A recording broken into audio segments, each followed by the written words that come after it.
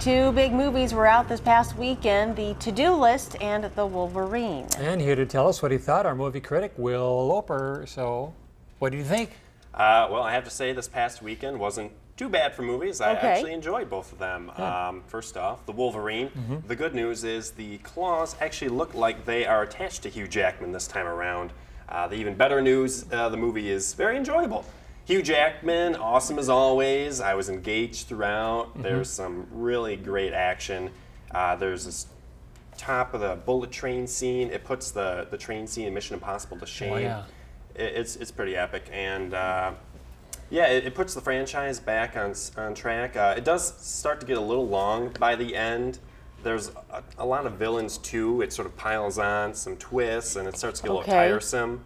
But I still recommend it a lot. And if I had to rate it, what would you? Is the theme that he wants to be human or immortal or something? Well, the thing is, like, he's pretty much indestructible, and so there's this guy who offers him the chance to be mortal, and so it's great because what do you do with a character who's immortal? Yeah. And so he starts to feel pain, starts to get injured because he has so they did a great job. You start to worry for Wolverine. All right, so what did you give this? 3.5 mutton chops out of 5. Not many men can pull off the mutton chops well. President Martin Van Buren did. Hugh Jackman does it even better. So It's the modern day mutton chop. it is. I'm thinking of growing out some myself. Yeah, okay.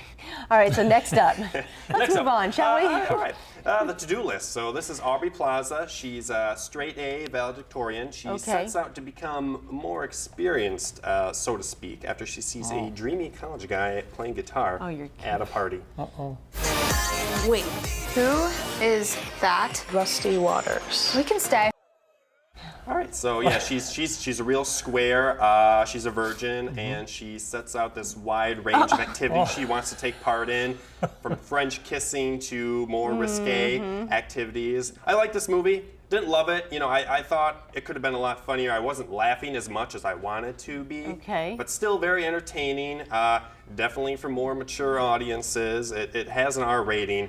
Although I felt like at times it was pulling some punches. I really wanted to own the R rating, be even more raunchy.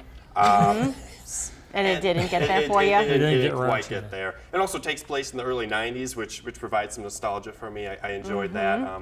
There's a part where they have to turn the TV to channel 3 in order to get the VCR to show up. I remember doing that so often as a kid. So, what did you give this? I gave it 3 VCRs out of 5.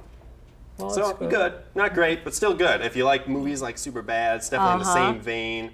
Lots of sexual material though as well. Okay. His name was Rusty Waters? Rusty Waters, yeah. Of course. You play an acoustic guitar, you're in, I think. Okay, so entertaining. Entertaining, yep. Wow, I think this is the first time we've had you on where you actually reasonably enjoyed both movies. So very good. They did it this week. All right, so what's up for next week? Oh, next week, The Wait is Over. The Smurfs 2.